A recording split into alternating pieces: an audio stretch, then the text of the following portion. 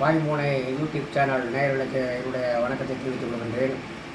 இன்றைய தினம் உங்களுக்கு 3 தகவல்களை சொல்லலாம் என நினைக்கின்றேன். அதற்கு முன் உங்களுக்கு ஒரு தகவல்.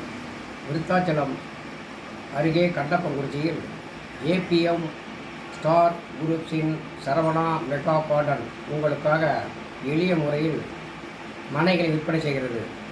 ஒரு மனையின் விலை வெறும் 2,22,000 ரூபாய் தான். ஒரு சென்ட் விலை இல்லைங்க, ஒரு மனையின் விலை. இன்று நீங்கள் வாங்கி போடும் மனை நாளைக்கு உங்களுக்கு ஒரு நல்ல துணை.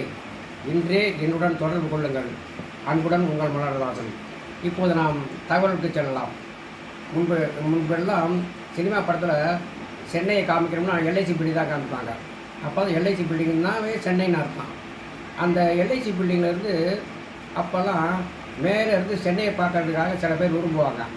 அவங்களுக்கெல்லாம் என்ன பண்ணுவாங்க, 5 ரூபா கட்டணம் வாங்கிட்டு எல்ஐசி பில்டிங்லேருந்து பார்க்குறதுக்கு அனுமதிச்சாங்க. அப்படி இருக்கும்போது என்ன ஆகிடுது, இப்படி போய் பார்க்குறவங்க தற்கொலை பண்ணிக்கிறவங்க என்ன பண்ணிட்டாங்க, அந்த எல்ஐசி பில்டிங்லேருந்து கீழே குதித்து தற்கொலை பண்ணிவிட்டாங்க. பண்ணிக்கிற அந்த வாய்ப்பை பயன்படுத்தினாங்க. அவன் தற்கொலை பண்ணிக்கிட்டு இப்படின்னா பரவாயில்ல, அவன் குதிக்கும் போது அந்த எல்ஐசி பில்டிங் கீழே நடந்து போகிறான் பாரு, அவன் மேலே குதித்து விழுந்து அவனை செத்துடுறான். அதனால் என்ன ஆகிடுது, அந்த எல்ஐசி பில்டிங்கை மேலே பார்க்குற அந்த நிகழ்ச்சியை நிறுத்திட்டாங்க. இது ஒரு எல்ஐசி பில்டிங்குடைய ஒரு தகவல். அப்புறம் ஒரு தடவை பெருந்தலைவர் காமராஜர் என்ன பண்ணார், ட்ரெயினுக்கு போகிறதுக்காக எக்மோர் ஸ்டேஷனுக்கு போகிறார். சென்னையில் எக்மோர் ஸ்டேஷனுக்காக போனதும் அங்கே பெஞ்சில் ஜீவா, கம்யூனிஸ்ட் தலைவர் ஜீவா உட்காந்தார்.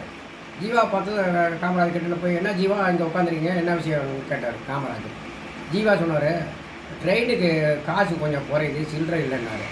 உடனே காமராஜர் என்ன பண்ணார், ஜீவாவுடைய பையில் சட்டப்பையில் சில்லறை இருந்தது, அது தட்டி காமிச்சு, ஏதோ சில்லறை இருக்குது ஜீவா, சில்லறை வச்சுக்கிட்டே இல்லைங்கிறீங்க அப்படின்னு காமராஜர் கேட்டார்.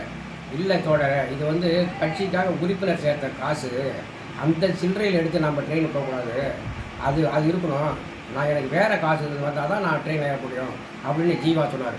எப்படிப்பட்ட விஷயம் பார்த்தீங்களா, அந்த சில்லறை காசை கட்சிக்கு உறுப்பினராக சேர்த்த காசாம், அதில் அதை செலவு பண்ணக்கூடாதான், வேறு காசு தான் செலவு பண்ணணும். அப்படிப்பட்ட தலைவர்களும் காமராஜரும் அப்படிப்பட்ட ஜீவாவும் வாழ்ந்த இந்த தமிழகம் என்பதை நாம் நினைத்து பெருமைப்படுகிறோம்.